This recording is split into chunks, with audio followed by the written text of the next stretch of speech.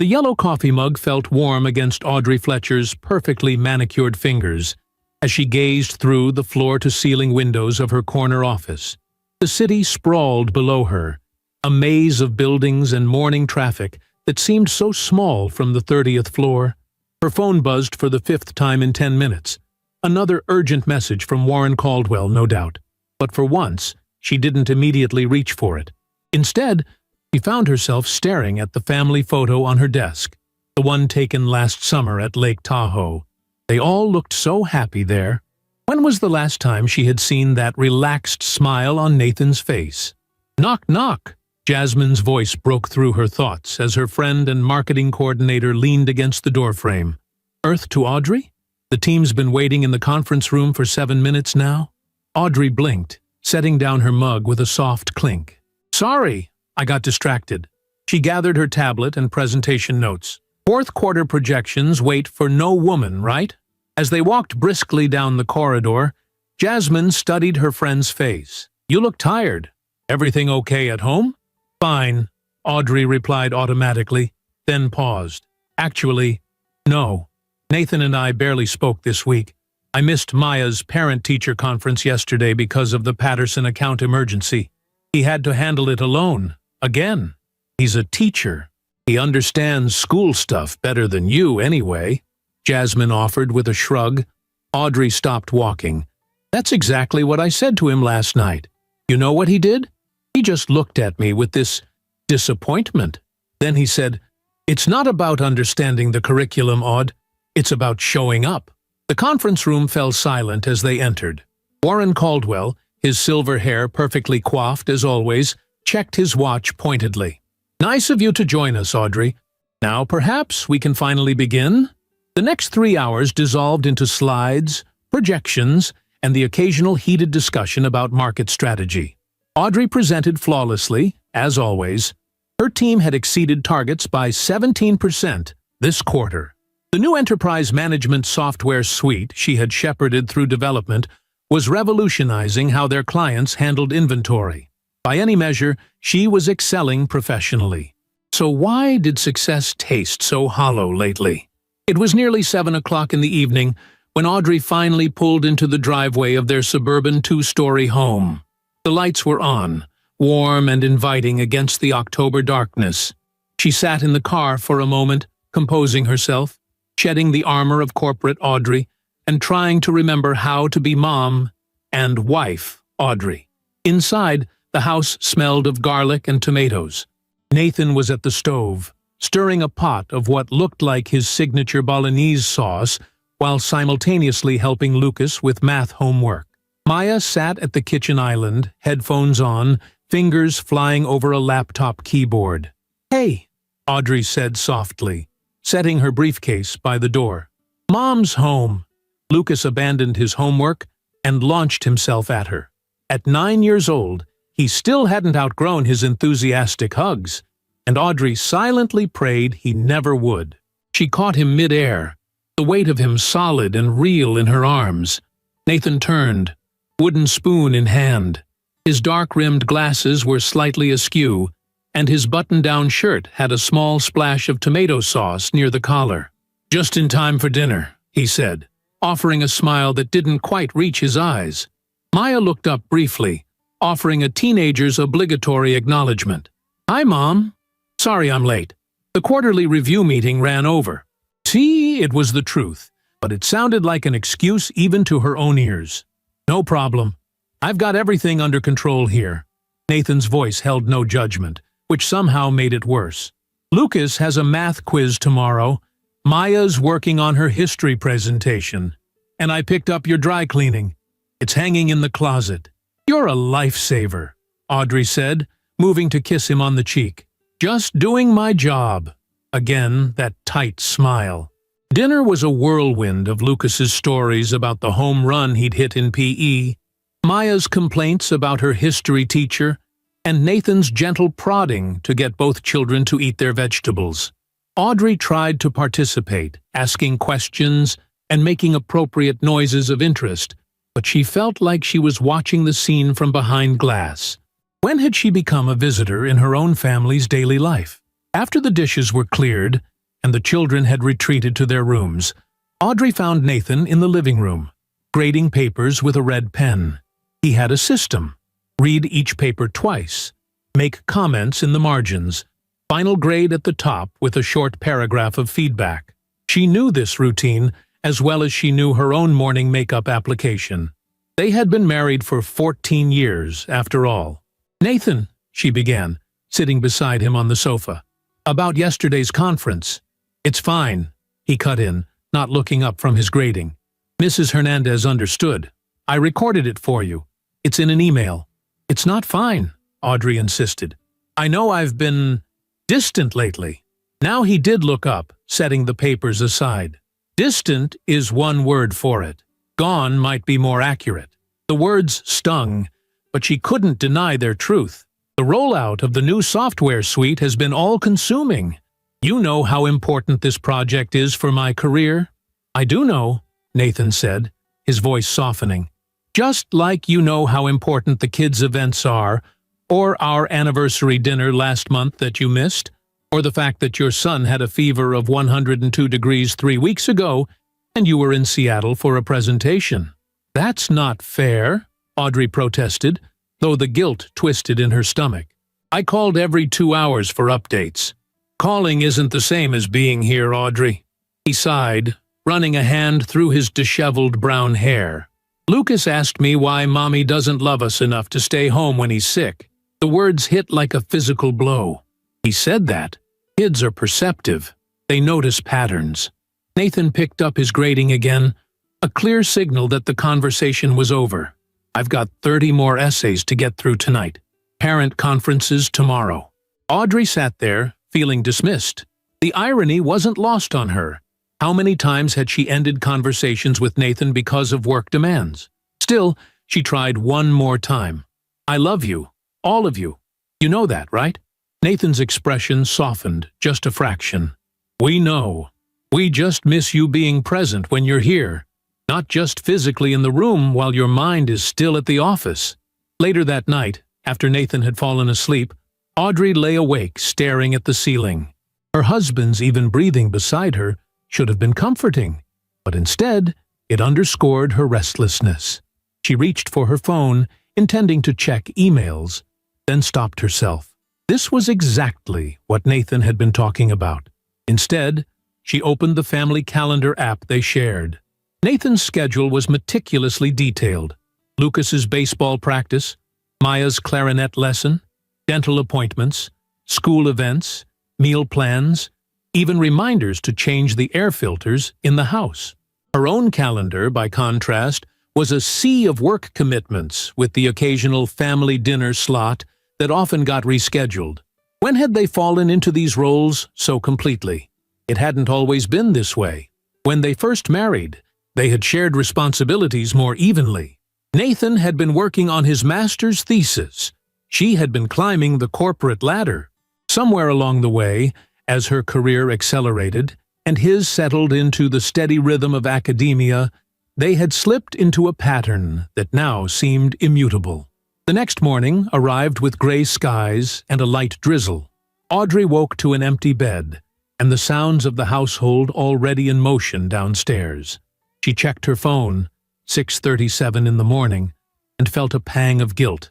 Even on this dreary Friday, Nathan had let her sleep in while he handled the morning routine. By the time she made it to the kitchen, the children were finishing breakfast.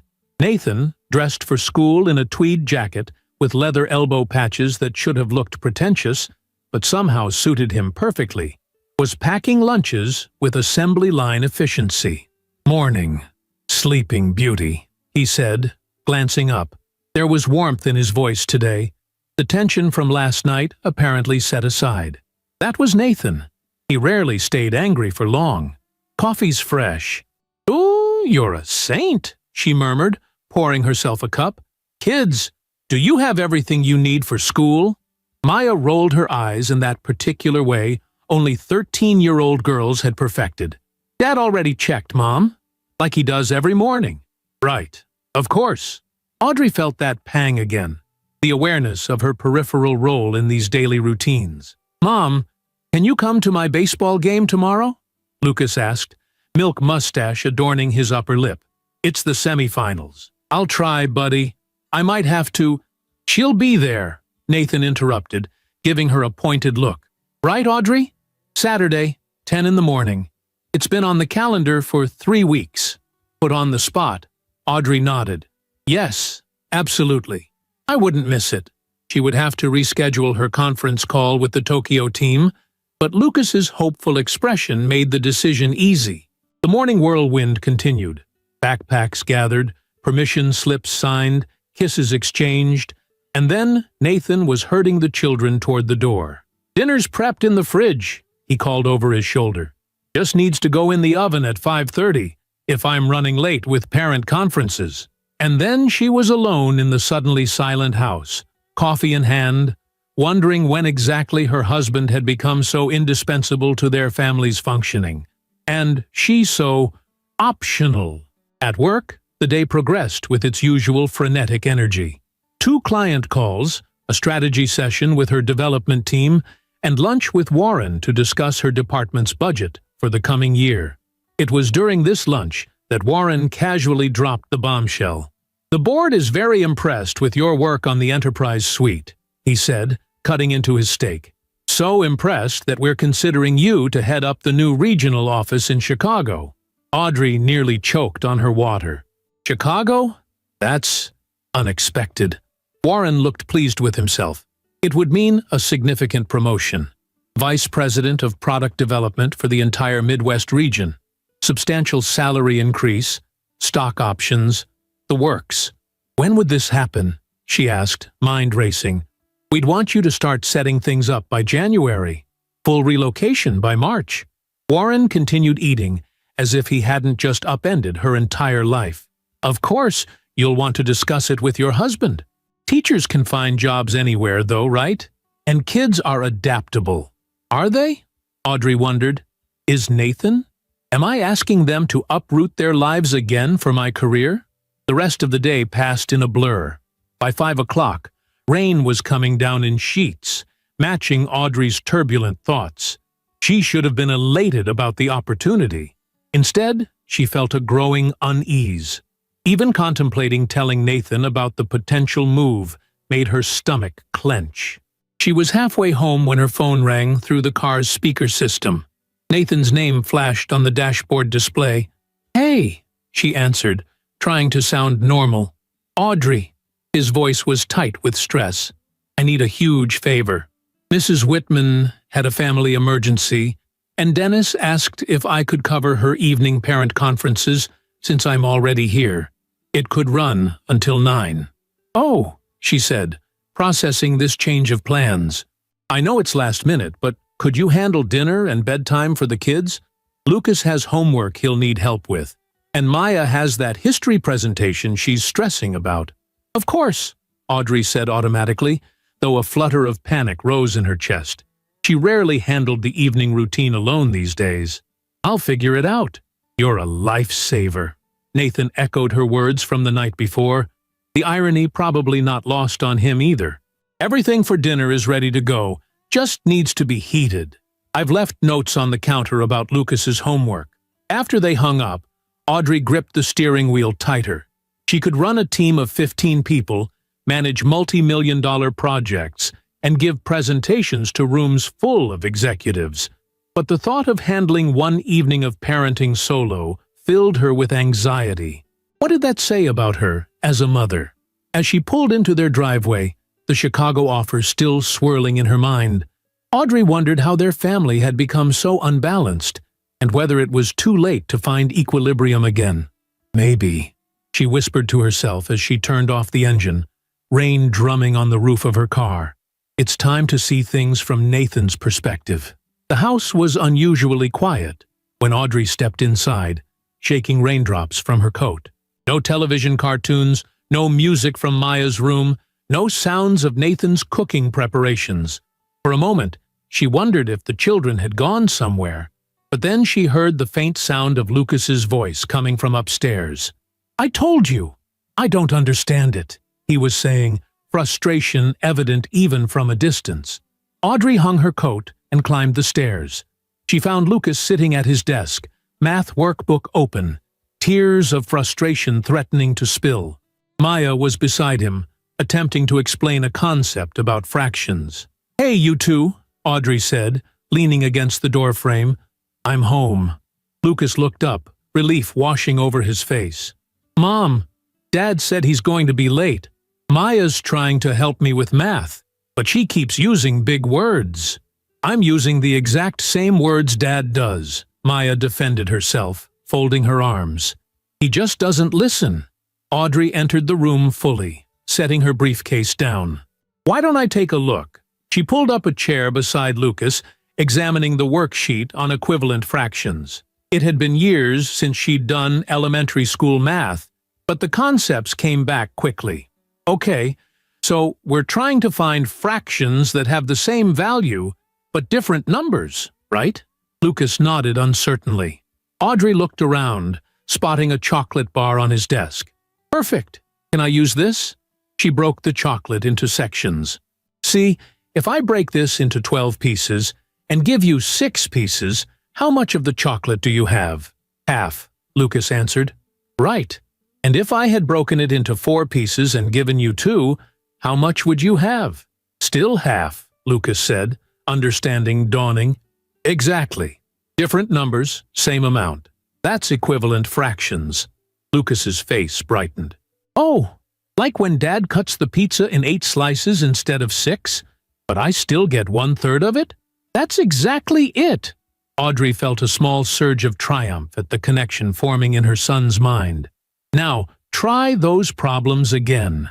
As Lucas bent over his work with renewed confidence, Maya caught Audrey's eye, giving her a small nod of approval. "I'm going to work on my presentation," she said, heading for the door. "It's about women in the workforce during World War II. "Doof, need any help?" Audrey offered, surprising herself. Maya paused, considering. "Actually, maybe. I'm having trouble finding good quotes from primary sources. I'll come by your room in 20 minutes, after I get dinner started," Audrey promised. Maya's smile, a rare gift from her increasingly independent teenager, felt like unexpected sunshine.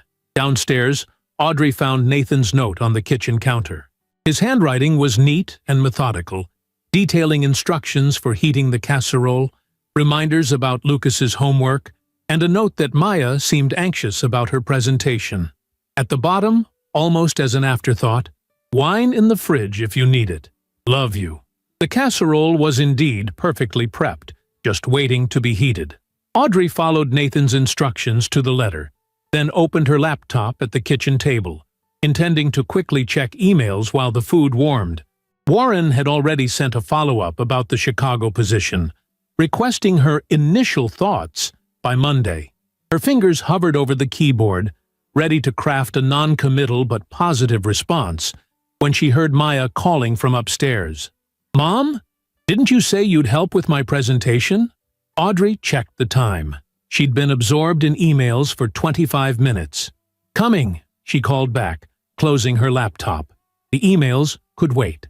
In Maya's room, they sat side by side on the bed, looking at her laptop screen filled with images of women working in factories during the 1940s. Audrey helped her find first-hand accounts from women who had worked on assembly lines, discovering in the process that her daughter had inherited Nathan's meticulous research skills, but perhaps her own passion for telling human stories behind historical facts. "This is actually pretty cool," Maya admitted after they'd found several compelling quotes. "These women totally changed how people thought about what women could do." Audrey felt a surge of connection with her daughter. They certainly did. They stepped into roles that no one thought they could handle, and they excelled. "Like you, Mom," Maya said, looking at her directly. "Dad says you're breaking glass ceilings or something." The unexpected comparison caught Audrey off guard. "Your dad says that?" Maya nodded. "He talks about your work a lot, actually. He's always telling us how important what you do is." Something warm and uncomfortable twisted in Audrey's chest. While she had been feeling disconnected from her family, Nathan had apparently been making sure their children understood and respected her work. The least she could do was return that consideration. The timer for the casserole chimed, breaking the moment. "Let's eat," Audrey said, squeezing Maya's shoulder. "You can tell me more about your presentation over dinner." The meal was surprisingly pleasant, without the usual rush to other activities. Lucas, emboldened by his math breakthrough, chattered about his upcoming baseball game. Maya, usually monosyllabic at best, actually engaged in conversation about her research. Audrey found herself fully present, not checking her phone or mentally reviewing work projects. The change felt good. After dinner, she supervised Lucas's shower, while Maya loaded the dishwasher without being asked. By the time Nathan texted that he was finally on his way home, both children were in bed. Lucas reading his assigned book, Maya on her phone, but with her presentation materials neatly organized for the next day. Audrey poured 2 glasses of wine and sat at the kitchen island, waiting. When Nathan finally walked through the door at 9:30, looking exhausted, she handed him a glass wordlessly. "You're a saint," he said, echoing their morning exchange as he accepted it gratefully. "How did it go?" "Surprisingly well," she admitted. "Lucas had a breakthrough with equivalent fractions, and Maya and I found some great primary sources for her presentation. They're both in bed." Nathan looked genuinely pleased, though a hint of surprise flickered across his features. "That's fantastic. Thank you." He sat beside her at the island, loosening his tie. Parent conferences were a nightmare. Everyone wants to know why their precious genius isn't getting straight A's. Audrey laughed softly. "Sounds like my quarterly review meetings with the board." They sat in companionable silence for a moment, sipping their wine. It felt like the most relaxed moment they'd shared in weeks. "Nathan," Audrey began carefully, "I've been thinking about our conversation last night." He tensed, almost imperceptibly. "Okay, you're right. I've been physically present, but mentally absent too often lately." She traced the rim of her wineglass. "I miss us, the way we used to be partners in everything." Nathan's expression softened. "I miss that too. What would you think about trying an experiment?" The idea had been forming in her mind all evening, taking shape as she'd stepped into Nathan's role for just a few hours. "What kind of experiment?" he asked, curiosity evident in his voice. "A role reversal. For 1 week." Audrey turned to face him fully. "You take on my responsibilities, and I take on yours." Nathan's eyebrows shot up. "You can't be serious." "I am. Completely serious." She leaned forward. "You handle my work meetings and presentations. Warren would allow it as a professional development exercise, and I'll take over the household, the kids' schedules, your classes." "Audrey, that's insane. I can't just walk into your corporate job. I don't know the first thing about enterprise software or product management, and until tonight, I wasn't sure I remembered how to help with 4th-grade math or make dinner without burning something," she countered. "But I did it. You could learn the basics of my presentations. I'd prepare you, of course, and I could get emergency lesson plans for your classes." Nathan shook his head, but she could see he was considering it. "Why? What would be the point? To understand each other better, to appreciate what the other does, to find our balance again." Audrey reached for his hand. "Nathan, I've been offered a promotion. A big one." His eyes widened. "That's wonderful. Congratulations." "It would mean relocating to Chicago." The silence that followed was heavy with implication. Nathan withdrew his hand slowly. "I see. I haven't said yes," Audrey hastened to add. "I haven't said anything yet, but before we even discuss it, I want us to really understand each other's worlds, what we'd be asking of each other with any major change." Nathan took another sip of wine, then set the glass down carefully. 1 week, he said finally. "Starting when?" "Monday," Audrey suggested, her heart racing at his tentative acceptance. "We have the weekend to prepare each other." "The kids will think we've lost our minds," Nathan said, a reluctant smile tugging at his lips. "Maybe we have, but I think we need this." Audrey felt something shifting between them, the first crack in the walls that had been building, invisibly, for months, or perhaps years. "One condition," Nathan said, his expression turning serious again. "We commit fully."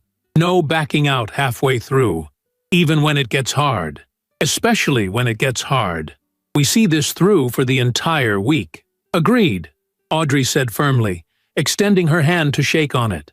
Instead of shaking her hand, Nathan pulled her into a kiss. Brief, but tender. The kind they used to exchange readily before life and responsibilities had created distance. When he pulled away, his eyes held a mix of trepidation and something else. Perhaps hope. You know, he said with a small smile, if nothing else, this should be entertaining. Audrey laughed, feeling lighter than she had in months. Just wait until you meet Warren on a bad day. The weekend passed in a flurry of preparation. They spent Saturday morning at Lucas's baseball game, cheering as he hit a double that helped his team advance to the finals. In the afternoon, they sat at the kitchen table with notebooks and laptops, creating detailed guides to their respective lives. Nathan showed Audrey his lesson plans for the coming week. 10th grade American literature focused on The Great Gatsby, 12th grade advanced placement poetry analysis, and a creative writing elective. She took careful notes on the grading rubrics, classroom management techniques, and the personalities of both students and fellow teachers she should be aware of. In return, Audrey walked Nathan through her upcoming meetings, the status of ongoing projects, and key client relationships. She created simplified briefing documents and talking points for presentations, focusing on the big picture strategies rather than technical details. If you get stuck, just say you want to hear the team's thoughts before making a decision, she advised. It makes you look collaborative rather than unprepared. Corporate politics is a whole other language, Nathan marveled, reviewing her department org chart. How do you keep track of all these alliances and rivalries? The same way you keep track of which parents are divorced, which students have accommodations, and which faculty members are feuding over parking spaces, Audrey replied with a smile. Sunday evening found them in their bedroom, sorting through clothes. Audrey had pulled out her most conservative business attire for Nathan, suits that could be made masculine with the right accessories. I can't believe I'm about to wear heels to work, Nathan joked, holding up a pair of her lower-heeled pumps against his foot. Don't be ridiculous, Audrey laughed. Wear your Oxford shoes. No one expects you to become a woman, just to do my job. For her part, Audrey was examining Nathan's collection of tweed jackets and button-downs with elbow patches. Do all male teachers dress like they've just stepped out of Dead Poets Society? She teased. It creates an aura of scholarly authority, he replied with mock seriousness. As they prepared for bed, the reality of what they were about to undertake began to sink in. Are we crazy for doing this? Audrey asked, sitting on the edge of the mattress. Nathan sat beside her, taking her hand. Probably. But sometimes crazy is exactly what a relationship needs. He squeezed her fingers. Whatever happens this week, I love you. Remember that when you're facing my first period class on Monday morning? They can smell fear. Audrey laughed, leaning against his shoulder. And you remember that when Jasmine starts grilling you about Warren's latest management philosophy. She's testing your knowledge, not making small talk. They fell asleep that night, curled closer together than they had been in months, the anticipation of their unusual experiment creating a strange new intimacy between them. Monday morning arrived with alarm clocks set for 5:30. Earlier than Audrey usually rose, but standard for Nathan. She blinked awake to find him already up, standing before the mirror adjusting the jacket of her charcoal gray suit. How do I look? He asked, turning to face her. Professional enough? Seeing her husband in her clothes was oddly endearing. The suit, tailored for her frame, strained slightly at his broader shoulders, but the overall effect was surprisingly dignified. You look better in that suit than I do, she said honestly. Nathan snorted. Flattery will get you nowhere. Get up. You need to be at school by 7:15 to prep for first period. The morning routine was a whirlwind of activity. Audrey, dressed in Nathan's khakis and a button-down shirt, made breakfast following his detailed instructions while he prepared lunches for the children. Lucas and Maya stumbled downstairs, still half asleep, and stopped in their tracks when they saw their parents. "Why is Dad wearing Mom's clothes?" Lucas asked, rubbing his eyes as if the scene might change. "And why is Mom making breakfast?" Maya added suspiciously. Nathan and Audrey exchanged glances. "We're trying an experiment," Audrey explained. "For this week, Dad is going to do Mom's job, and I'm going to do Dad's job." Lucas looked fascinated. "So Dad's going to be a boss lady? And you're going to be a teacher?" "Exactly," Nathan said, handing him his lunch bag. "And we need you both to help us by being patient while we figure things out." Maya narrowed her eyes. "Is this because you guys are fighting?" "No, sweetheart," Audrey assured her. "It's because we want to understand each other better. Sometimes, to appreciate what someone else does, you need to walk in their shoes. Literally, in Dad's case." This earned a reluctant smile from Maya. "The kids at school are going to freak when Mom shows up instead of Dad." "They've been warned," Nathan said. "I emailed everyone yesterday. The principal thinks it's an innovative professional development exercise." After breakfast, they gathered their respective briefcases and prepared to part ways. Nathan to the corporate tower downtown, Audrey to the high school across town. Standing in the driveway, they paused for a moment, the magnitude of the day ahead suddenly overwhelming. "Good luck," Audrey said softly, straightening Nathan's tie. "Remember, the Miller proposal meeting is at 10. All the talking points are in the blue folder." "Good luck to you too," Nathan replied, handing her a stack of graded papers. "First period tends to be sleepy. The coffee in the teacher's lounge is terrible, but it's better than nothing." They shared a brief kiss, watched by their children from the front porch, then got into their respective cars. Nathan into Audrey's sleek sedan, Audrey into Nathan's practical hybrid. As she adjusted his seat and mirrors, Audrey caught a glimpse of her husband's face in his car's rearview mirror. He looked terrified but determined. "1 week," she whispered to herself as she backed out of the driveway. How hard could it be? The high school parking lot was already half full when Audrey arrived. She parked in the space labeled N. Fletcher, English Department, and gathered Nathan's leather satchel, feeling like an imposter. The school building loomed ahead, red brick and institutional. Nothing like the sleek glass tower where she normally spent her days. A few students milled about the entrance, some casting curious glances her way as she approached. One girl with purple-tipped hair actually did a double-take, then whispered to her friend. News of the experiment had clearly spread among the student body. The main office was easy to find, and the secretary, a woman in her 60s with a nameplate reading Mrs. Greenwood, looked up as Audrey entered. "You must be Mrs. Fletcher," she said, with undisguised curiosity. "Nathan called me yesterday to explain your situation. Your classroom is 103, same as his. I've made a temporary ID badge." She handed over a plastic-encased card with Audrey's name and photo, clearly taken from the school's website where Nathan had mentioned her in his faculty biography. "Thank you," Audrey said, clipping the badge to her shirt. "Any advice before I head in?" Mrs. Greenwood's expression softened. "The kids will test you, especially the sophomores. Don't take it personally.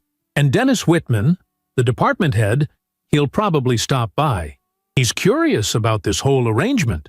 Armed with this warning, Audrey made her way through hallways that smelled of floor polish and adolescence. The classroom, Nathan's domain, was neat and welcoming. Posters of famous authors lined the walls, alongside student work displayed with obvious pride.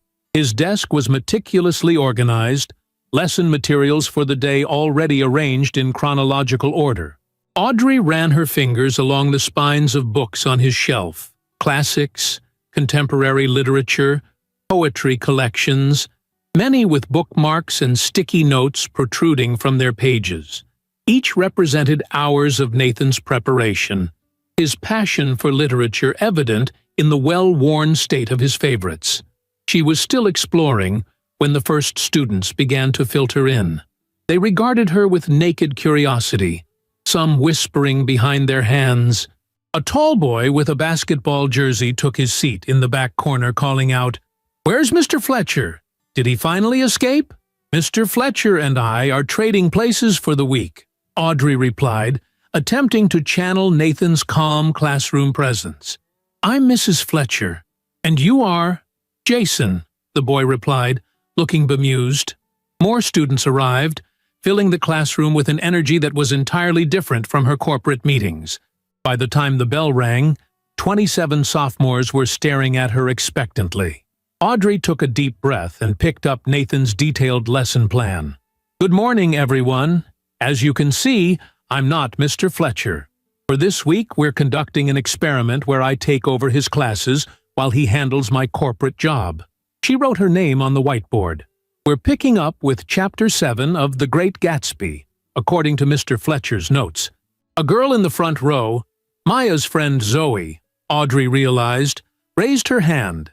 "So, are you actually going to teach us, or is this a free week?" The question provoked snickers around the room. Audrey smiled, recognizing the test for what it was. "I'll be teaching according to Mr. Fletcher's lesson plans. He's graded your essays from last week, and I believe they'll factor into your semester grade. So unless you all have perfect scores already, I suggest we make this week count." "Teet." This earned a few reluctant nods of acknowledgement. Audrey opened the novel to the marked page, grateful that Nathan had included discussion questions and key points to cover. Let's talk about Gatsby's relationship with Daisy and how it represents the American dream. By some miracle, she made it through the first period without disaster. The students, while clearly testing boundaries, seemed to accept her presence after the initial novelty wore off. The subsequent periods followed a similar pattern, initial skepticism giving way to cautious engagement. By lunchtime, Audrey was mentally exhausted in a way completely different from her corporate fatigue. She found the teacher's lounge, where several faculty members were eating lunch. A man around Nathan's age approached as she entered. "You must be the famous Audrey," he said, extending his hand. "Dennis Whitman.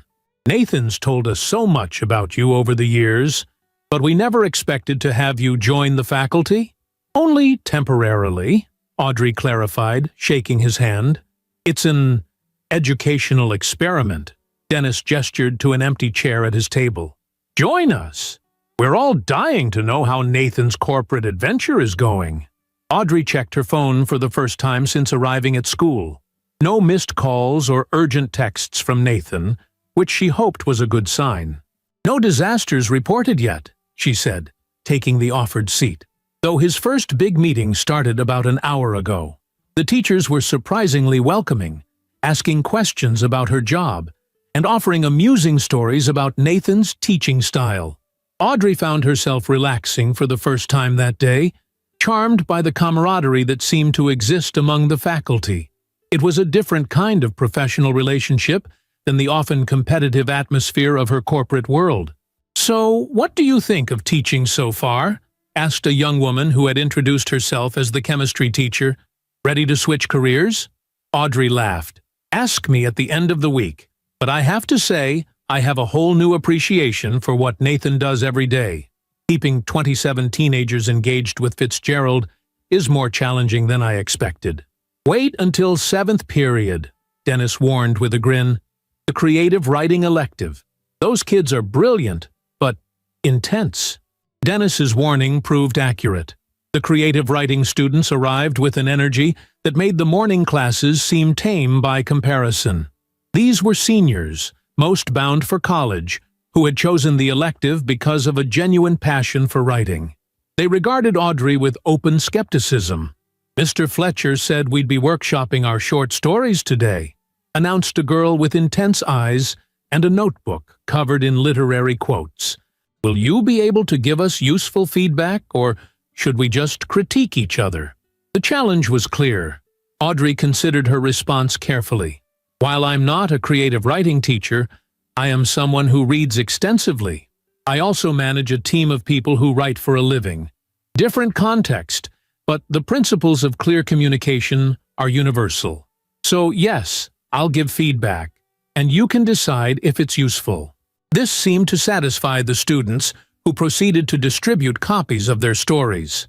For the next hour, Audrey found herself immersed in teenage fiction ranging from dystopian science fiction to painfully autobiographical coming-of-age narratives. She drew on her business experience, offering specific praise and constructive criticism, treating each young author with the same professional respect she would show her team members. By the time the final bell rang, Audrey's voice was hoarse, and her brain felt scrambled from the constant shifting between literary analysis, grammar correction, and teenage crowd control. As the last students filed out, Dennis appeared in the doorway. "You survived," he observed with a smile. "Nathan called the office. He said to tell you he's also survived so far, though someone named Warren apparently made him sweat through a budget review." Audrey winced. "Warren can be intense. I should call him." "Before you do," Dennis said, entering the room fully, "I wanted to say that you did well today. The students were talking about you between classes. Generally positive things, which is high praise from teenagers." "Thank you," Audrey said, genuinely touched. "It was illuminating." "Nathan's a gifted teacher," Dennis continued, leaning against a desk. "One of our best, but even he comes home exhausted some days. Teaching isn't just about knowing the material, it's emotional labor. You're not just managing information, you're managing people at their most formative and volatile stage." Audrey nodded, a new understanding dawning. "I'm beginning to see that." After Dennis left, she gathered the essays she needed to grade and the lesson plans for tomorrow, stuffing them into Nathan's satchel. The building was quieting as she made her way to the parking lot, most students and teachers already gone. The emptiness reminded her of her office tower late at night, when she often stayed behind after others had left. Both spaces had a similar liminal quality when vacant, places usually defined by human activity, suddenly hollow and expectant. Her phone rang as she reached the car. Nathan's face appeared on the screen. "How bad was it?" she asked by way of greeting. His laugh came through the speaker. "Well, I didn't get fired, so there's that. Warren is terrifying, by the way. How do you work with him every day?" "Years of practice," Audrey replied, smiling despite herself. "How did the Miller proposal go?" "I think, good. Jasmine saved me a few times when I got technical details wrong, but your talking points worked. They seemed impressed with the fresh perspective I brought to the discussion." "And the team? How did they react to you?" A pause. "Mixed. Some were clearly amused, others skeptical. A few seemed to appreciate the experiment. Your assistant, Mark, has been a godsend. Reminds me a bit of Mrs. Greenwood, actually. Knows everything about everyone and isn't afraid to steer me in the right direction. And how about you? How are you feeling?" Another pause. "Honestly, exhausted, but in a completely different way than teaching exhausts me. It's like my brain is tired rather than my whole being." Nathan's voice softened. "I kept thinking about how you do this every day, making decisions that affect so many people, with so much money and reputation at stake. It's a lot of pressure, Audrey." Something warm unfurled in her chest at his words. "Teaching is its own kind of pressure," she admitted. 27 pairs of eyes staring at you, waiting for you to engage them with The Great Gatsby? That's not for the faint of heart." They shared a laugh, the sound bridging the miles between them. "I should warn you," Nathan said, "Lucas has a math quiz tomorrow that he'll need help studying for tonight. The worksheet is in his folder, and you should prepare for the Asia-Pacific conference call at 11 tomorrow." Audrey countered. "The briefing materials are in the red folder. Time zones are tricky. It'll be midnight in Tokyo." "This experiment is getting very real," Nathan observed. "See you at home?"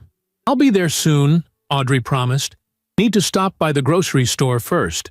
According to your meal plan, we're having chicken stir-fry tonight." After hanging up, Audrey sat in the car for a moment, reflecting on the day. She had successfully navigated Nathan's professional world, different from hers, but no less complex or demanding. The respect she had always felt for him had deepened, colored now by first-hand experience. The grocery store was crowded with after-work shoppers. Audrey navigated the aisles with Nathan's list in hand, realizing how little attention she normally paid to this aspect of their household management. She knew, abstractly, that food appeared in their refrigerator and pantry. Meals materialized on the table, but the actual labor involved had been largely invisible to her. As she compared prices on chicken breasts, an elderly woman beside her smiled. "First time shopping? You look a bit lost, dear." Audrey laughed. "Is it that obvious? My husband usually does the shopping, but we're switching roles this week." The woman nodded approvingly. "My Harold never set foot in a grocery store in 47 years of marriage. Times have changed for the better, I'd say." Back in the car, groceries secured in the trunk, Audrey called Maya to check in. "How was school? Everything okay at home?" It's weird having Dad's substitute teacher be, like, actually Dad's substitute, Maya replied. "Lucas and I just got home. He's freaking out about his math quiz tomorrow. Tell him not to worry. I'll help him study when I get there," Audrey said, pulling out of the parking lot. "I'm stopping for groceries, then heading home." "You're cooking tonight?" Maya sounded skeptical. "Maybe we should order pizza." "Very funny. I'll have you know I successfully taught 5 English classes today. I think I can handle a stir-fry." When Audrey finally arrived home, she found Lucas at the kitchen table, math workbook open before him, expression anxious. "Mom, I don't understand these fraction word problems at all." Audrey set the grocery bags on the counter and took a seat beside him. "Let me see. The problems involved calculating portions of measurements. If 3/4 of a recipe calls for 2/3 cup of flour, how much flour is needed for the whole recipe?" "Okay," she said, pulling out a piece of paper. "Let's draw this out, step by step." She broke down the problem visually, showing how to convert the fractions into a format Lucas could understand. His confusion gradually cleared as she worked through several examples with him. "This is actually making sense now," he admitted, after successfully solving a problem on his own. "Can we practice more after dinner?" "Absolutely," Audrey promised, ruffling his hair as she stood up to unpack the groceries. Maya appeared in the doorway, observing the scene. "Dad called. He said he's stopping to pick up his dry cleaning, then he'll be home. Perfect timing. Want to help me with dinner?" Audrey asked, hoping to extend the connection she'd begun forming with her daughter. Maya hesitated, then shrugged. "Sure, I guess. But I'm not eating it if it's bad." Together, they chopped vegetables and prepared the stir-fry sauce according to Nathan's recipe. Audrey was surprised by how familiar Maya was with the kitchen routines. Clearly, Nathan had involved the children in meal preparation more than she'd realized. "You're actually pretty good at this," Audrey observed, as Maya expertly minced garlic. "Dad's been teaching me since I was, like, 10, Maya replied, a hint of pride in her voice. "He says everyone should know how to feed themselves properly." "Your dad is a wise man," Audrey said, feeling a renewed appreciation for her husband's parenting philosophy. The front door opened just as they were finishing, and Nathan appeared, looking professionally disheveled in her suit. His tie loosened, hair slightly mussed from running his hands through it, a habit he fell into when stressed. "Something smells good," he said, setting down his briefcase and the dry cleaning. His eyes widened slightly as he took in the domestic scene, Audrey and Maya cooking together, Lucas working at the table. "This is not what I expected to come home to." "Good different or bad different?" Audrey asked, suddenly self-conscious. "Good," Nathan said definitively, smiling at her. "Definitely good." Over dinner, they exchanged stories from their respective days, Nathan describing his attempts to navigate corporate politics, Audrey sharing anecdotes about memorable students. The children listened with fascination, occasionally interjecting with their own observations about the strangeness of the situation. "So, this is just for 1 week, right?" Lucas asked as they cleared the dishes. "Because I kind of like having Mom help with math. She explains it differently than Dad." "Just 1 week," Nathan confirmed, glancing at Audrey. "Unless we decide otherwise." After the children went upstairs to finish homework, Audrey and Nathan settled at the kitchen table with their respective grading and presentation preparation. The role reversal continued in comfortable silence, broken occasionally by questions or comments. "Your student Eliza has an incredible voice in her writing," Audrey said, looking up from a creative writing submission. "Have you encouraged her to submit to literary magazines? This piece about her grandmother is publication-worthy." Nathan nodded. "She's extraordinarily talented. I've been mentoring her on college applications for creative writing programs." He tapped the presentation slides on his laptop. "And your colleague Peterson seems determined to undermine your proposal for the new client onboarding system. Is he always so passive-aggressive in meetings?" "Always," Audrey confirmed. "Office politics at its finest. Keep Jasmine on your side. She knows how to handle him." They worked side by side until nearly midnight, the kitchen table becoming a shared space, bridging their normally separate professional worlds. As they finally packed up to head to bed, Nathan paused, looking at Audrey thoughtfully. "Today was eye-opening," he said. "I knew intellectually what you did, but experiencing it firsthand is different. The pace, the stakes, the constant need to be 3 steps ahead. It's impressive, Audrey." She smiled, touched by his understanding. "I feel the same way about your job. Teaching isn't just delivering information. It's performing, connecting, mentoring, all simultaneously. I had no idea how mentally and emotionally demanding it is." She reached for his hand across the table. "Thank you for suggesting this experiment." "Actually, you suggested it," Nathan reminded her, squeezing her fingers. "Did I? It feels like your idea now." Audrey stood, tugging him up with her. "Come on, Professor Fletcher. We both have early mornings tomorrow." As they climbed the stairs together, Audrey felt a subtle shift in their relationship, a new thread of mutual respect weaving through the familiar fabric of their marriage. Day 1 of their experiment had proven illuminating in ways she hadn't anticipated. She wondered what the remaining 6 days would reveal.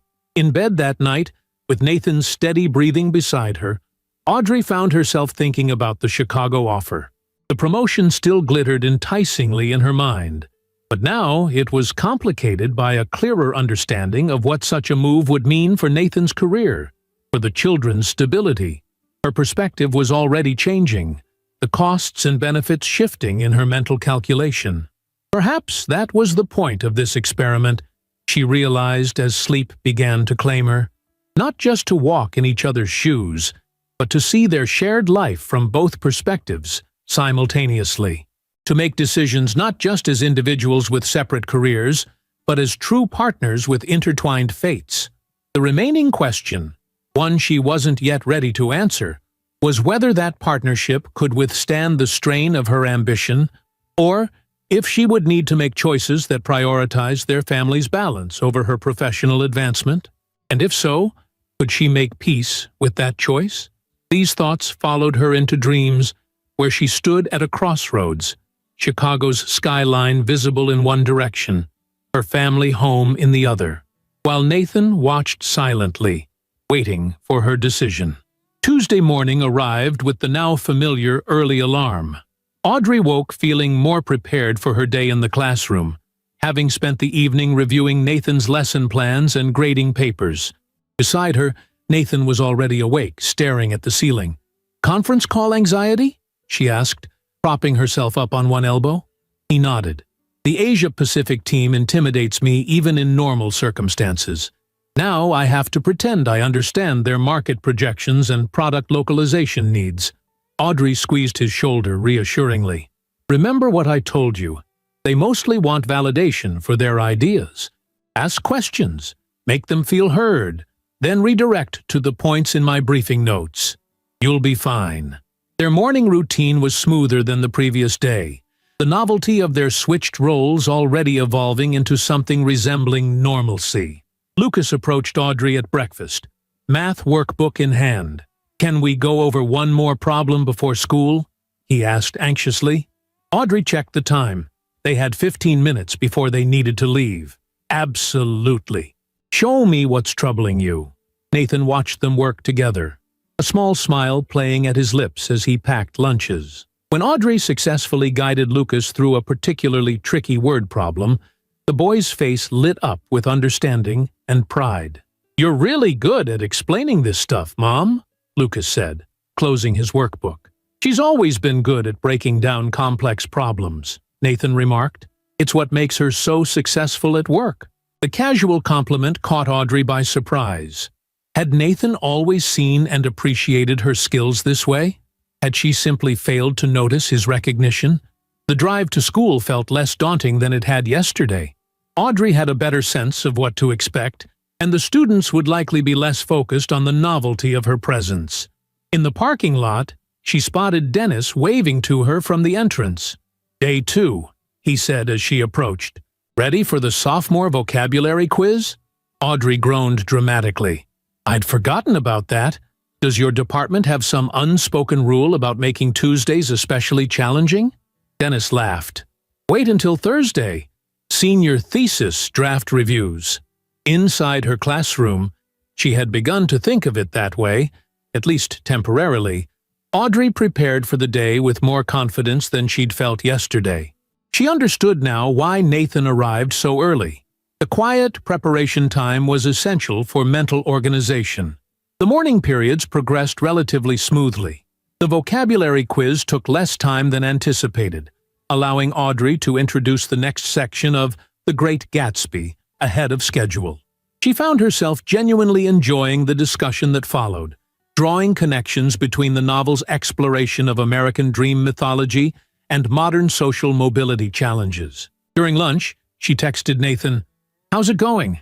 Asia-Pacific call survived?" His response came quickly. "Barely. Said something about synergistic market alignment when I panicked. They seemed impressed. Your team is covering for me admirably. How are the future poets of America? Currently learning about symbolism in Gatsby. No major crises yet. Your department thinks I'm coping suspiciously well. Don't get too comfortable. You haven't faced the parent emails yet." Sithiti. That cryptic warning became clear during her planning period when Audrey opened Nathan's school email account.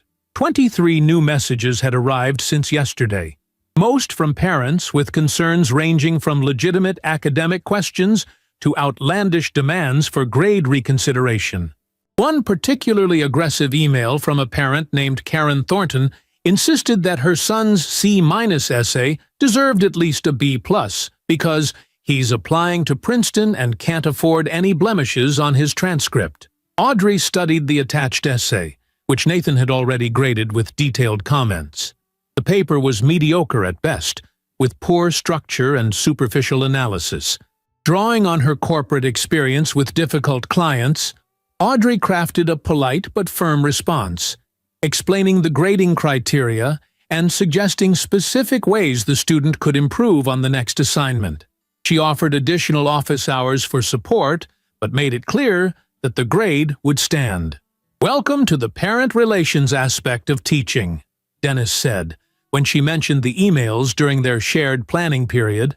"Nathan's actually one of our most diplomatic faculty members in that department.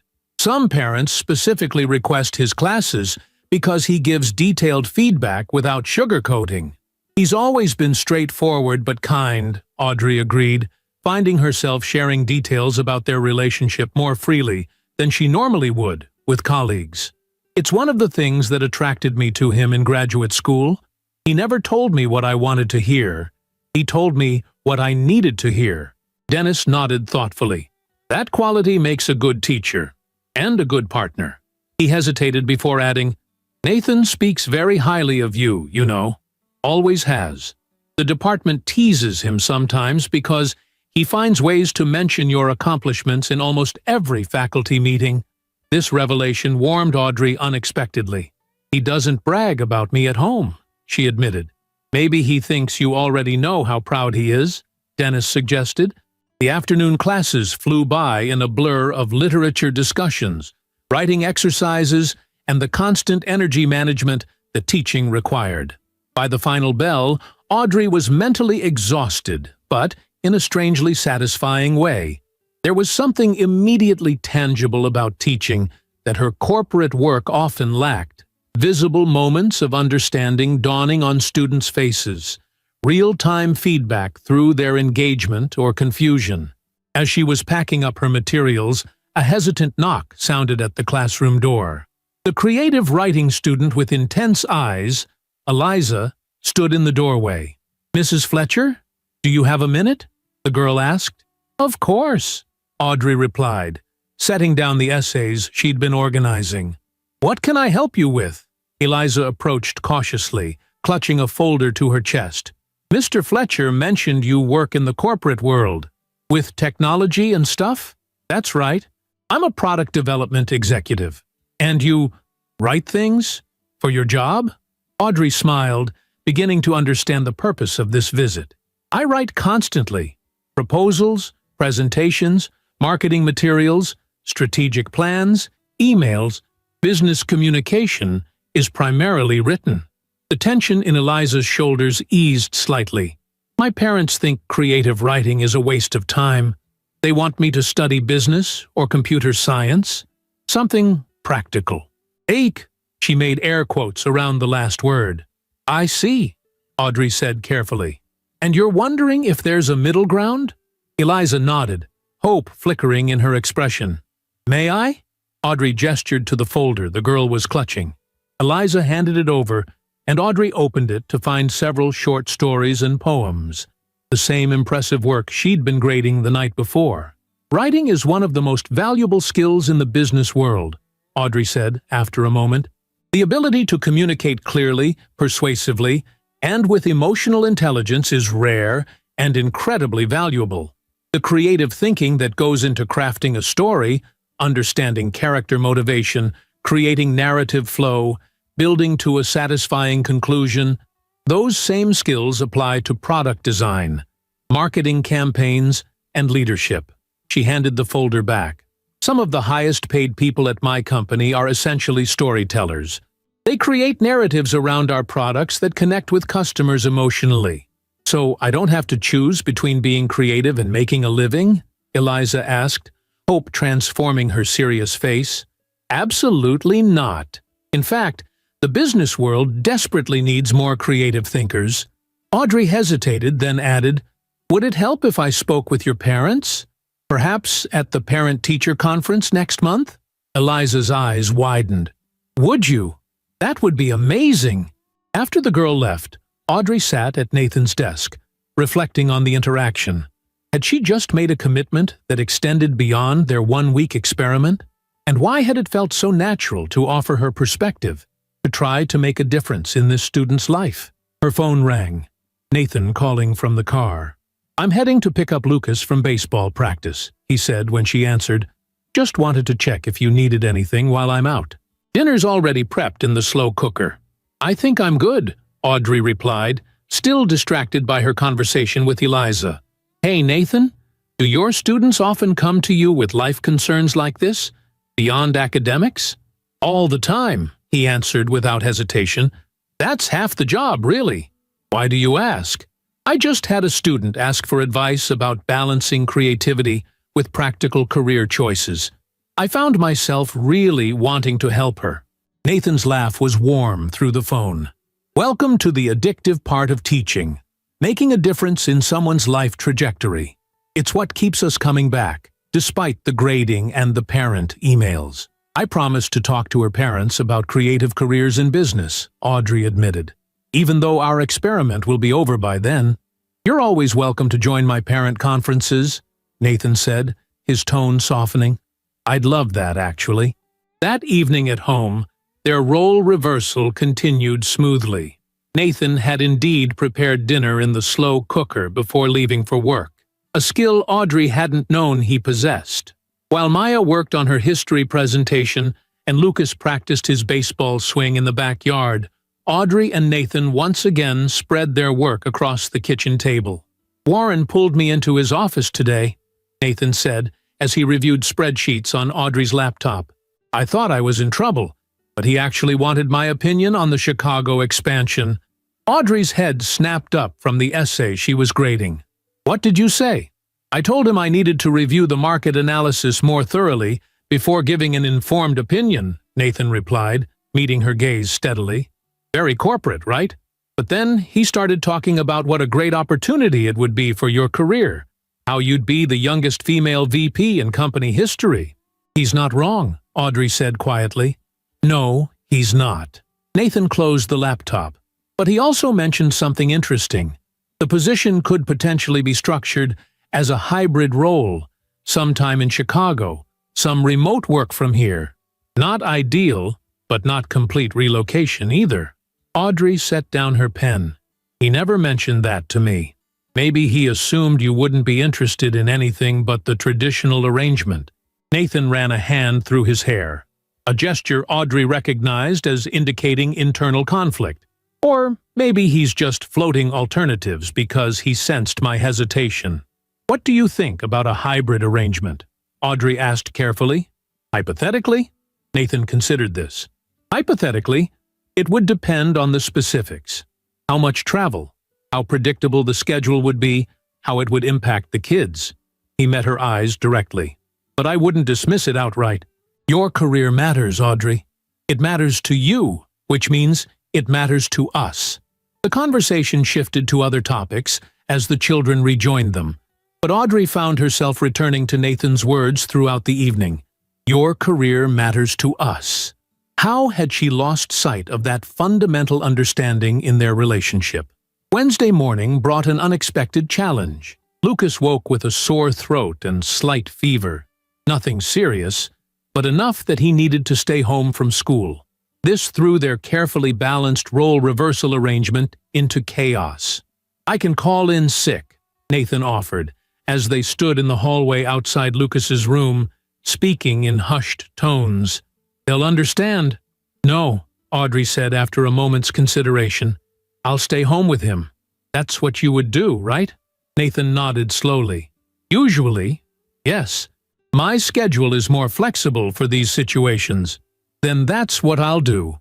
I'll email Dennis and ask him to get a substitute for your classes today. Are you sure you have the sophomore essay review today?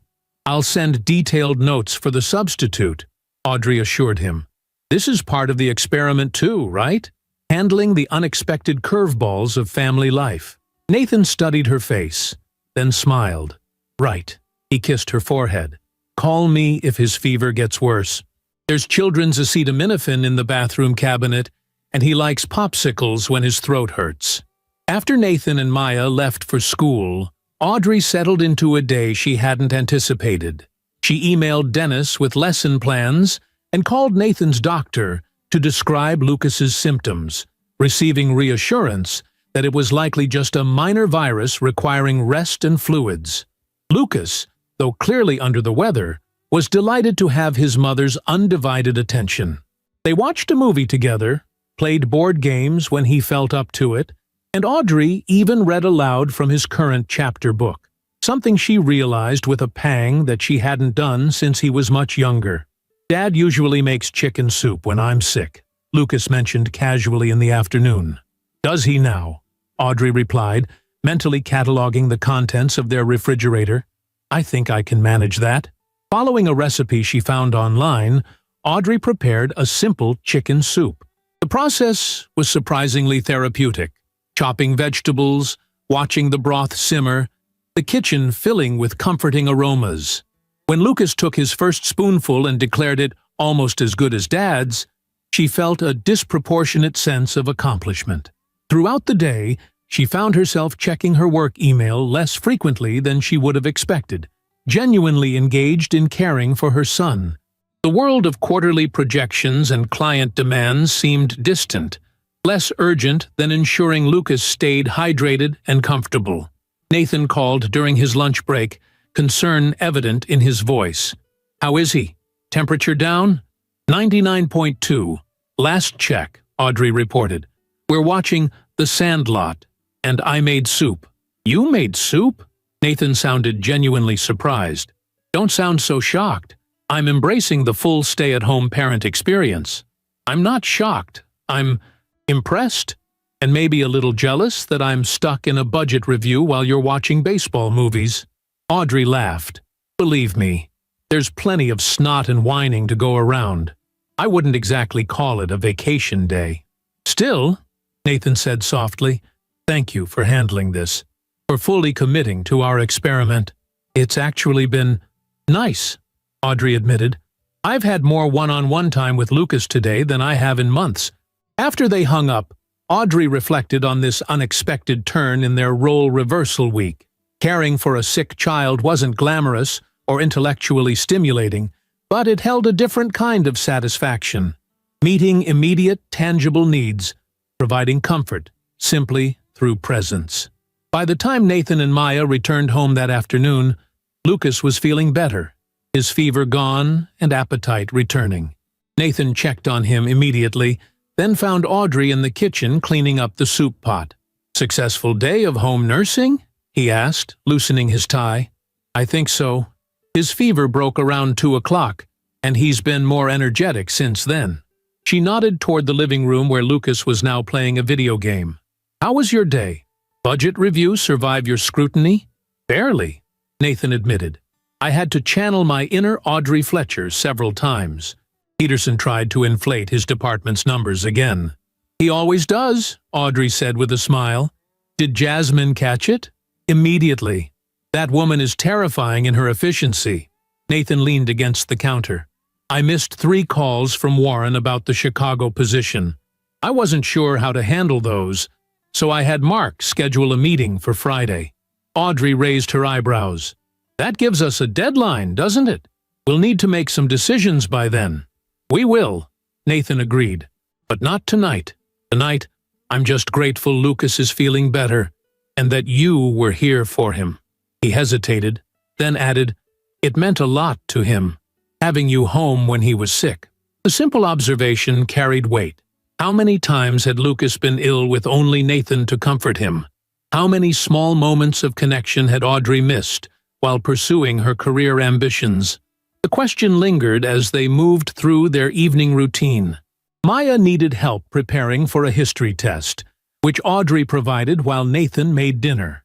Lucas, still recuperating, was allowed to eat in the living room while watching a nature documentary, a special privilege for sick days. After the children were in bed, Audrey and Nathan retreated to their bedroom earlier than usual, both mentally drained from the day's challenges. As they prepared for sleep, Audrey found herself studying Nathan's face, the fine lines around his eyes, the small scar on his chin from a childhood accident, features so familiar, yet somehow newly significant. "I think I'm starting to understand," she said quietly as they settled beneath the covers. "Understand what?" Nathan asked, turning toward her. "Why, you've never complained about taking on so much with the house, the kids." She traced a finger along his jawline. "It's not just tasks to complete. It's connections, moments, being there when Lucas is sick, or when Maya needs help with her presentation. Those aren't burdens, they're privileges." Nathan caught her hand, pressing a kiss to her palm. "They are. But so is what you do. Building something, leading people, creating products that matter. That's not just ambition, it's purpose." When did we start seeing our roles as opposing forces rather than complementary parts of a whole? Audrey wondered aloud. "I don't know," Nathan admitted. "Gradually, I think. But this experiment is helping me see things differently." "Me too," Audrey whispered, curling into his embrace. "Me too." Thursday brought new challenges as both Audrey and Nathan returned to their temporary roles, now past the halfway point of their experiment. Lucas was well enough for school, and the household resumed its normal rhythm. In the classroom, Audrey faced the senior thesis draft reviews Dennis had warned her about, a marathon of individual conferences with 12th grade students about their literary analysis projects. The process was intellectually demanding but rewarding, reminiscent of the mentoring she did with junior team members at work. During lunch, she received a text from Nathan. "Warren cornered me about Chicago again. Says they need an answer by next week. Conference room debates getting heated about whether hybrid role could work. Some key team members would need to relocate regardless." Audrey stared at the message, the reality of the decision they faced suddenly concrete. Next week, immediately after their experiment concluded, they would need to make a choice that would alter the course of their family's future. She was still contemplating this when her phone rang. Not Nathan this time, but Warren himself. "Audrey," he began without preamble when she answered. "Your husband is surprisingly adept at corporate diplomacy, but I need to speak with you directly about Chicago." "I'm in the middle of student conferences, Warren," she replied, checking the time before her next appointment. "Can this wait until tonight?" "Frankly, no. The board is pushing for an answer, and I need to know your interest level. The hybrid arrangement we've been discussing is unprecedented. We're creating it specifically for you because we value your contributions that much, but it's not without complications." Audrey stepped into an empty classroom, closing the door for privacy. "What kinds of complications?" "You'd still need to be in Chicago at least 2 weeks each month. Your core team would relocate completely. And there's no guarantee the arrangement would be permanent. It might be a transitional phase before full relocation." The picture Warren painted was far from the clean solution Nathan had implied. "I appreciate your candor," Audrey said carefully. "Nathan and I are still discussing the possibilities. I'll have an answer for you by Monday." "Monday?" Warren repeated, clearly not thrilled with the timeline. "The board meets Tuesday morning. Don't wait too long, Audrey. Opportunities like this don't come around often, especially for women in this industry." After hanging up, Audrey leaned against the wall, closing her eyes briefly. Warren wasn't wrong. This was a rare opportunity, potentially career-defining. The old Audrey, the one who existed before this experiment, would have accepted immediately, assuming Nathan and the children would adapt around her ambitions as they always had. But now, having walked in Nathan's shoes, having experienced firsthand the daily rhythm of their family's life from his perspective, the decision felt infinitely more complex. The hybrid role might be feasible, but it would still fundamentally alter their family dynamic. Nathan would shoulder even more responsibility when she was in Chicago. The children would feel her absence more acutely, now that she understood what presence truly meant. As she returned to the senior thesis conferences, Audrey found herself observing the school environment with new eyes. The bulletin boards showcasing student achievements, the easy camaraderie among faculty, the palpable sense of community, all elements of Nathan's professional world that he would sacrifice if they relocated for her career. That evening, as they prepared dinner together, a task they had begun sharing naturally as the week progressed, Audrey broached the subject. "Warren called me directly about Chicago," she said, chopping vegetables while Nathan seasoned chicken. The hybrid role would still mean significant time away. At least 2 weeks each month in Chicago, maybe more.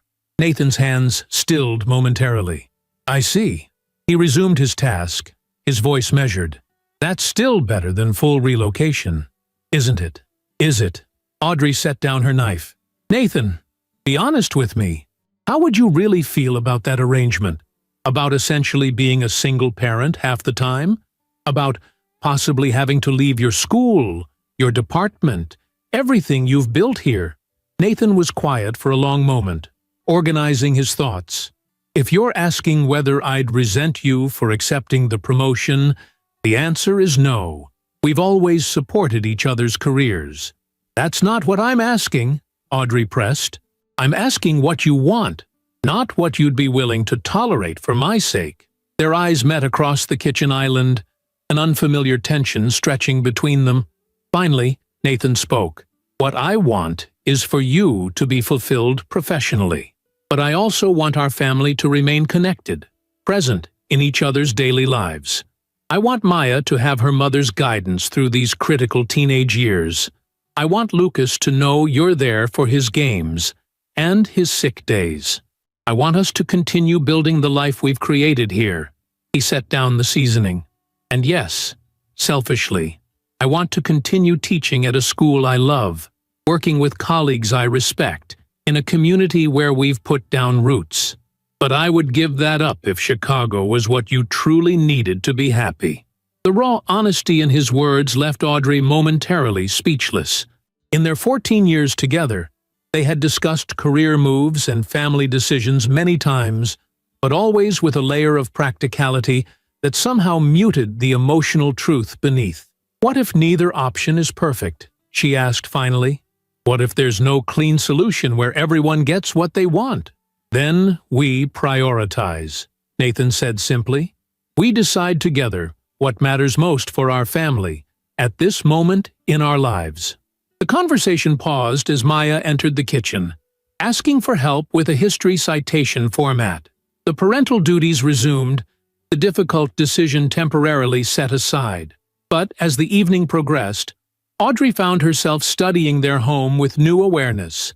The photos lining the walls, the comfortable furniture bearing witness to years of family life, the essence of stability and belonging they had created together. After the children were asleep, Audrey found Nathan in their home office, reviewing presentation materials for the next day. She sat beside him on the small sofa, their shoulders touching. "Tomorrow's the last day of our experiment," she said softly. "Has it only been 4 days?" Nathan mused. "It feels longer. In a good way or a bad way?" He smiled, setting aside his work. "Both. I have newfound respect for what you manage every day at work. The constant pressure, the politics, the mental agility required to shift between different problems and personalities. And I've realized how much invisible labor you do here," Audrey acknowledged. "Not just tasks, but emotional management, planning, anticipating everyone's needs. It's humbling." They sat in comfortable silence for a moment, the weight of their impending decision hovering unspoken between them. "Whatever we decide about Chicago," Nathan said finally, "I think this experiment has changed us, changed how we see each other's contributions." Audrey nodded, leaning her head against his shoulder. "One more day to go. Then we decide." "Then we decide," Nathan echoed, his arm coming around her shoulders, pulling her closer as if anchoring them both against the uncertainty that lay ahead.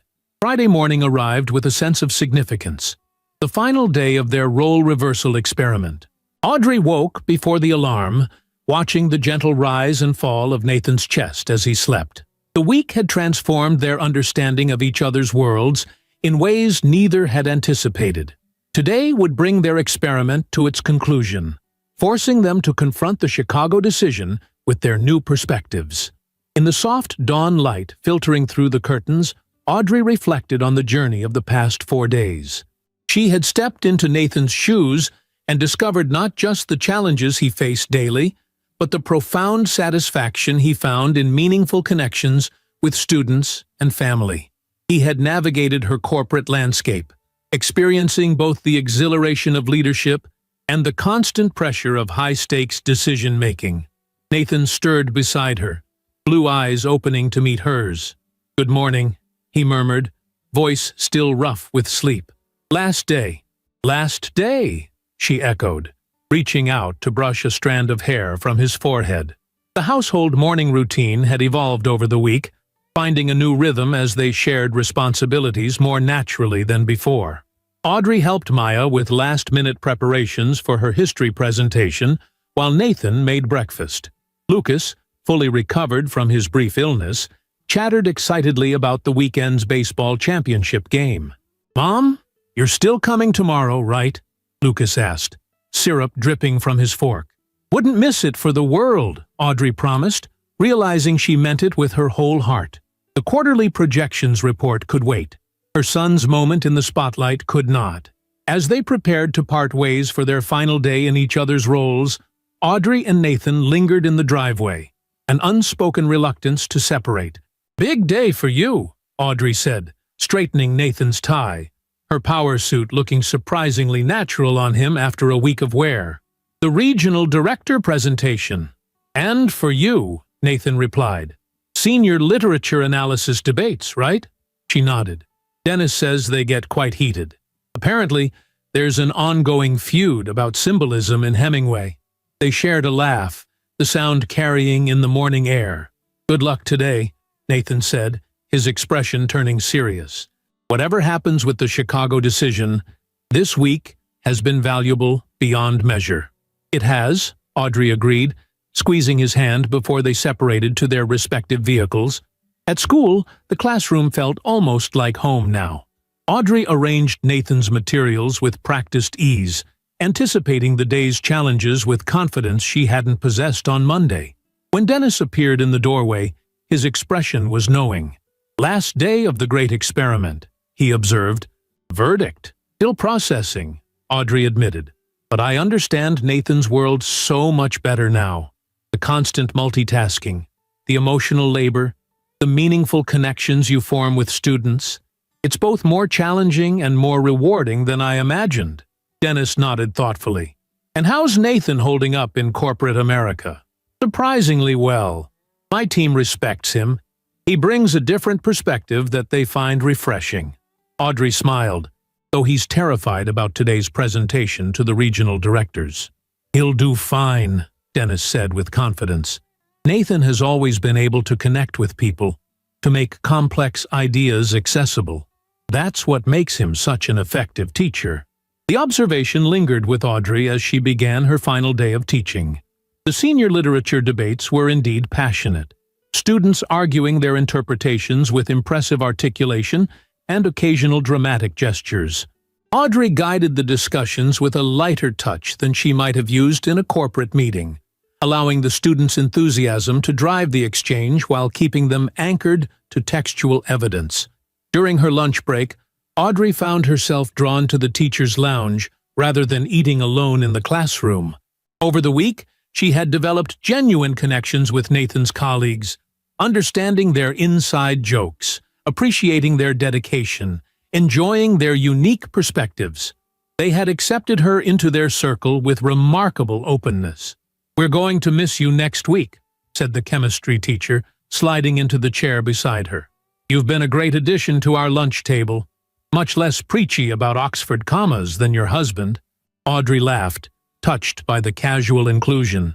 "I've enjoyed being part of your world. I understand now why Nathan finds such fulfillment here." As the final bell rang, ending her last day as a teacher, Audrey felt an unexpected twinge of sadness.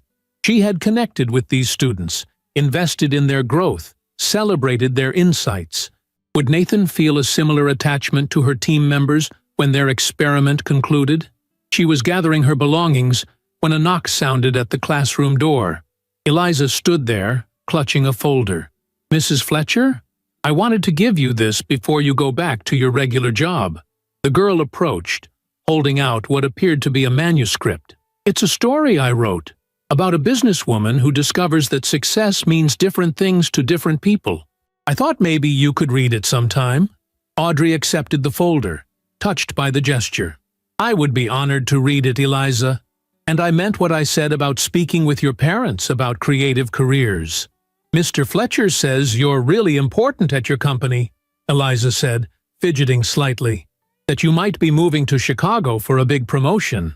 Audrey blinked in surprise. "He mentioned that. He seemed proud when he talked about it, but also sad." Eliza shrugged with teenage directness. "Anyway, thanks for teaching us this week. You explained Hemingway better than Mr. Fletcher. Don't tell him I said that." After Eliza left, Audrey sat at Nathan's desk, thinking about the girl's words. Nathan had spoken of her potential promotion with pride, even as he contemplated the personal cost it might entail. That complex emotion, simultaneously celebrating a partner's success while acknowledging the sacrifice it demanded, reflected the depth of their relationship in ways Audrey hadn't fully appreciated before. Her phone buzzed with a message from Nathan.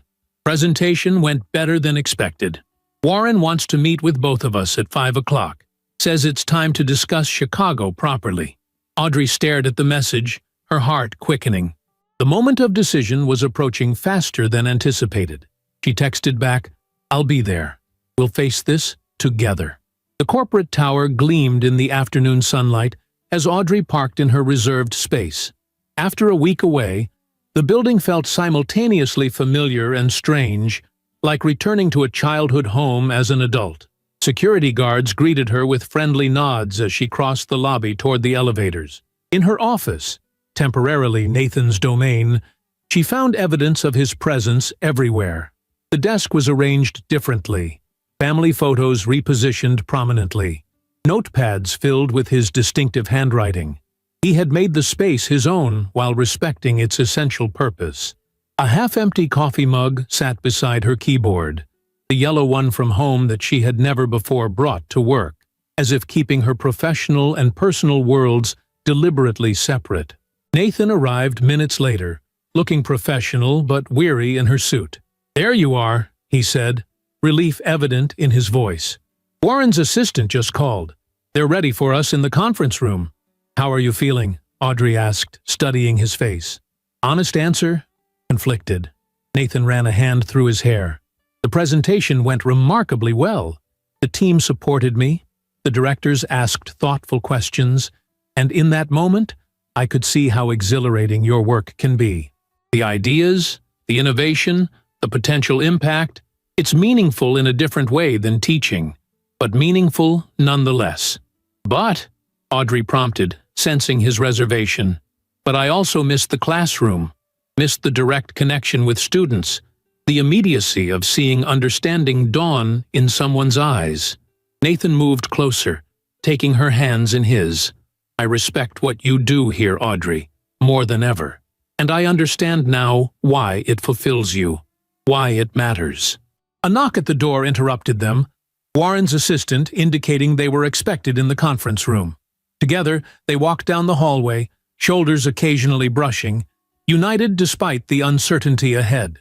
Warren waited alone in the large conference room, sitting at the head of the polished table with several folders arranged before him. He rose as they entered, his normally stern expression softening slightly. "Audrey, Nathan," he greeted them. "Quite the experiment you two have conducted this week. Unorthodox, but I must admit, intriguing in its results." They took seats across from him, hands automatically finding each other under the table. "Before we discuss Chicago specifically," Warren continued, "I want to share some observations. Nathan, your performance this week has been surprisingly effective. You brought a fresh perspective to our meetings, particularly in how you articulated product benefits in terms of human impact rather than just metrics. The regional directors specifically mentioned your communication style as refreshingly accessible." Nathan nodded, accepting the unexpected praise with grace. "Thank you. It was a steep learning curve, but Audrey prepared me well." Warren turned to Audrey. "And I understand from Dennis Whitman that you've made quite an impression at the high school. He called me this afternoon. Apparently, you two have known each other since college?" "Graduate school," Audrey confirmed, surprised by this connection. "Dennis and I were in the same literature program before I switched to business." "Well, he was effusive in his praise. Said several students have already asked if you could guest lecture occasionally." Warren smiled slightly. "It seems you both have talents that translate across your respective worlds." He opened one of the folders, extracting a document that he slid across the table to them. "Which brings us to Chicago. The board has authorized me to make you an official offer, Audrey. Vice President of Product Development, significant salary increase, relocation package, the works." Audrey glanced at the document without reaching for it. "And the hybrid arrangement we discussed? That's where things get complicated," Warren admitted. "The board is willing to consider a transitional period, 6 months where you split time between locations, but ultimately, they expect the VP of Product Development to be physically present in Chicago at least 80% of the time." Nathan's hand tightened around hers beneath the table. "I see," Audrey said, her voice steady despite the internal conflict raging within her. "And if that arrangement doesn't work for my family?" Warren leaned back, studying them both. "Then we'd reluctantly need to offer the position to someone else. But before you make any decisions, there's something else to consider." He extracted another document from a different folder. Nathan's presentation today sparked an interesting conversation among the directors. They were particularly impressed by how he translated our technical capabilities into educational applications. Nathan looked puzzled. "I was just drawing on my teaching background." "Precisely," Warren nodded, "which led us to consider a position we hadn't previously defined." He slid the second document toward them. "Educational Market Development Director. a new role focused on expanding our enterprise software into educational institutions, a market we've largely ignored until now. Audrey stared at the document, then at Warren. "You're offering Nathan a position?" "I'm floating the possibility," Warren clarified. "It would be based here, not Chicago, leveraging Nathan's educational expertise and the communication skills he demonstrated this week. The educational market represents significant growth potential for us, but we've lacked someone who truly understands both worlds." Nathan looked stunned. "I'm a literature teacher. I don't have formal business training." "Neither did Audrey when she started," Warren pointed out. "She was a literature major who took a few business courses and demonstrated exceptional aptitude. Sometimes the most innovative thinking comes from outside traditional pathways." He closed his folders decisively. "Consider both options. Discuss what would work best for your family. I need your decision by Monday morning." After Warren left them alone in the conference room, Audrey and Nathan sat in silence, the two documents lying before them like diverging paths. "This is unexpected," Nathan finally said. "It is," Audrey agreed. "How do you feel about it?" Nathan considered the question carefully. "Intrigued, intimidated, uncertain if I'm qualified, but also excited by the possibility." He looked at her directly. "What about you? Chicago has been your goal for so long." Audrey gazed through the conference room windows at the city skyline, the ambition that had driven her career still present, but somehow transformed by the week's experiences. "Chicago would advance my career significantly, but at what cost to our family? To your career? To the connections we've built here?" She turned back to him. "This experiment has shown me that success isn't just about professional advancement. It's about balance, about honoring all the parts of our lives that matter." They gathered the documents and left the conference room. The decision still unmade, but the parameters fundamentally altered. As they rode the elevator down to the parking garage, Nathan broke the contemplative silence. "Remember when we were graduate students?" he asked. "You were studying Victorian literature. I was focused on American modernism. We both thought we'd be professors someday." Audrey smiled at the memory. "Life had other plans." "It did," Nathan agreed. "But we adjusted our course together. Maybe this is another adjustment point." At home, they found Maya and Lucas waiting eagerly for their return, curious about the final day of the experiment and what would happen next. "Are you going back to your regular jobs on Monday?" Lucas asked over dinner. Audrey and Nathan exchanged glances. "Yes," Audrey confirmed, "but we've learned a lot from walking in each other's shoes." "Phew. Like what?" Maya asked, more engaged than her usual teenage detachment would allow. "Like how challenging your father's job is," Audrey answered honestly. "The constant attention required, the emotional investment, the skill in managing so many different personalities and needs simultaneously. And how much responsibility your mother carries at work," Nathan added. "The pressure of making decisions that affect so many people, the strategic thinking required to navigate complex problems." After dinner, with the children occupied with their own activities, Audrey and Nathan retreated to the back porch with cups of tea. The evening air was cool but not unpleasant, stars beginning to emerge in the darkening sky. "We need to decide," Nathan said quietly. "We do," Audrey agreed. "But I think the question has changed from when we started this experiment." "How so?" "A week ago, the question was whether I should take the Chicago position, and how you and the kids would adapt around that decision." Audrey wrapped her hands around the warm mug. "Now, it's about what arrangement would best serve our family as a whole, honoring everyone's needs and aspirations." Nathan considered this. "Warren's offer to me is unexpected. I'm not sure I'm ready for such a dramatic career change." "Aren't you?" Audrey challenged gently. "You've been talking about wanting a new challenge for over a year. You've mentioned that while you love teaching, you sometimes feel you could have broader impact." "That's true," Nathan admitted.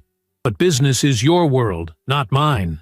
"It wasn't my world originally either," Audrey reminded him. "I evolved into it because I discovered talents I hadn't fully recognized before." She set her mug down, turning to face him fully. "You were amazing this week, Nathan. The team respected you. Warren wouldn't have made the offer if he didn't see genuine potential. And what about you? Chicago has been your target for years." Audrey looked out across their backyard, where Lucas's baseball gear lay scattered near the fence. Maya's art project was visible through the kitchen window, spread across the table she'd helped clear after dinner. This home, this life they'd built together, suddenly seemed more valuable than any corporate advancement. What if success isn't always a straight line upward, she mused. What if sometimes it's about depth rather than height? About strengthening foundations rather than just building taller? They sat in companionable silence as darkness fell completely, the weight of their impending decision hovering between them, no longer threatening but thoughtful.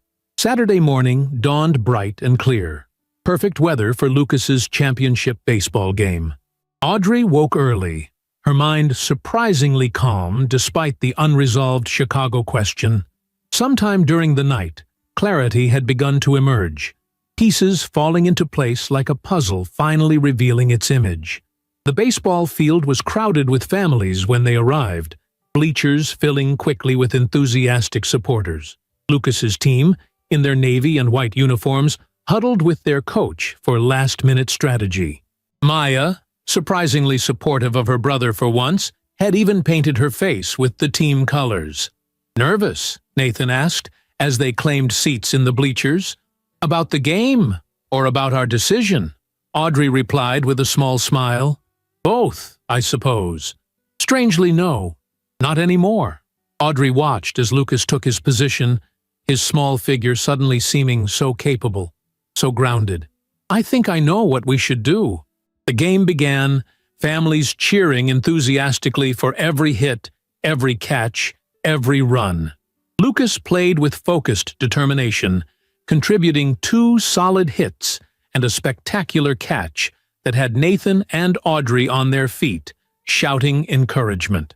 When the final inning concluded with Lucas's team victorious by 2 runs, the celebration was immediate and joyful.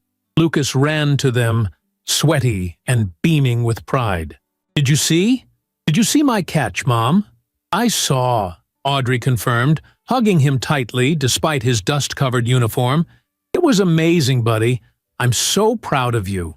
As the team gathered for photos and trophy presentations, Audrey turned to Nathan. "I'm declining the Chicago position," she said with quiet certainty. Nathan's eyebrows rose in surprise. "Audrey, are you sure? We could make the hybrid arrangement work for the transitional period, see how it goes." She shook her head. "I don't want to be half present in Chicago and half present here. This week taught me that presence matters, really being here, engaged in the lives we're building together." She took his hand, squeezing it gently. "There will be other opportunities for advancement. But these years with the children, with you, we don't get those back." "What about Warren's offer to me?" Nathan asked carefully. "That's entirely your decision," Audrey replied. "If it excites you, I support you exploring it. If you prefer teaching, I support that too. Either way, we remain rooted here, together." Nathan studied her face, searching for any sign of reluctance or resentment. Finding none, he smiled. "You know what this week showed me? That you're extraordinary no matter what role you're in. Whether leading a corporate team, or connecting with students, or caring for our children when they're sick, you bring your full self to each challenge." The award ceremony concluded, Lucas running back to them with his trophy held high, Maya close behind capturing photos on her phone. They celebrated with ice cream, the family complete and connected in a way that felt both familiar and somehow new. Sunday passed in comfortable domesticity, a family brunch, yard work tackled together, a movie night with popcorn and good-natured arguments about what to watch. The Chicago documents sat on the desk in the home office, no longer radiating pressure but simply waiting for the formal decision. Monday morning arrived with a return to their normal roles. Audrey donned her professional attire, the familiar weight of her responsibilities settling back onto her shoulders. But differently now. Nathan dressed in his teacher's uniform of button-down shirt and khakis, glasses perched on his nose, satchel filled with graded papers. They met in the kitchen after getting the children off to school, coffee cups in hand, standing in the sunlight streaming through the windows. "Ready for your meeting with Warren?" Nathan asked. "Ready," Audrey confirmed. "And you? Back to The Great Gatsby and senior theses?" "More than ready, though I'll miss aspects of corporate life. The adrenaline of those high-stakes presentations, the collaborative problem-solving. It was exciting in its own way." Audrey considered him thoughtfully. "You know, Warren's offer doesn't have to be all or nothing. You could explore it part-time initially, perhaps summer work or consulting. Test the waters before making a full transition." Nathan's expression brightened. "That's actually a brilliant compromise. I could maintain my teaching position while developing the educational market role gradually." "Balance," Audrey said with a smile. "That's what this whole experiment has been about, hasn't it? Finding our balance." They kissed goodbye in the driveway, no longer playing roles but simply themselves. Audrey the executive, Nathan the teacher, each with deeper appreciation for the other's world. In Warren's office later that morning, Audrey delivered her decision with calm confidence. "I'm declining the Chicago position. My family is rooted here, and I've realized that my effectiveness as a leader is enhanced, not diminished, by honoring that foundation." Warren looked disappointed, but not surprised. "I suspected as much after our meeting Friday. The board will be disappointed, but they'll understand. Family considerations are valid factors in career decisions. However," Audrey continued, "I am interested in discussing how we might develop the educational market opportunity you mentioned. Nathan is intrigued by the possibility, but would prefer to explore it incrementally while maintaining his teaching position." Warren's expression shifted to interest. "A hybrid arrangement for him, then? Ironic, given our discussions about your role." "Sometimes the right solution depends on whose life we're trying to balance," Audrey observed with a smile. The weeks that followed brought adjustment as they settled back into their regular roles, but with subtle, significant differences. Audrey found herself more present when at home, fully engaged rather than mentally reviewing work projects. She established firmer boundaries around family time, declining non-essential evening meetings and protecting weekends for Lucas's games and Maya's activities. Nathan began consulting with Audrey's company 2 afternoons a week after school, bringing his educational expertise to their product development team. His perspective proved valuable, opening doors to markets they had previously overlooked. The arrangement allowed him to explore this new direction while maintaining the teaching career he loved. Most importantly, they continued the conversation their experiment had started, talking openly about their professional aspirations, family needs, and how to balance both. They instituted a monthly role reversal dinner, where they updated each other on their respective worlds, ensuring neither would again lose sight of the other's daily realities. 3 months after their experiment, Audrey received another promotion. Not the Chicago position, but a newly created role as Chief Innovation Officer, allowing her to lead strategic initiatives while remaining based at the local office. The board, impressed by her commitment to both professional excellence and personal values, created the position specifically to retain her talents. On the evening she shared this news with Nathan, they sat on their back porch, as they had the night they made their decision about Chicago. Spring had arrived, the garden coming alive with new growth, mirroring the renewal in their relationship. "They created a position for you," Nathan said, pride evident in his voice. "That speaks volumes about how they value your contributions. Just as the school created a flexible schedule to accommodate your consulting work," Audrey pointed out. "When people truly value what you offer, they find ways to make things work." Nathan raised his glass in a toast. "To our crazy experiment. Who would have thought that walking in each other's shoes for a week could change so much?" "I knew," Audrey claimed with a laugh. Okay, I didn't know exactly how it would unfold, but I knew we needed to see each other's worlds more clearly. As twilight deepened around them, Audrey reflected on the journey they'd taken together.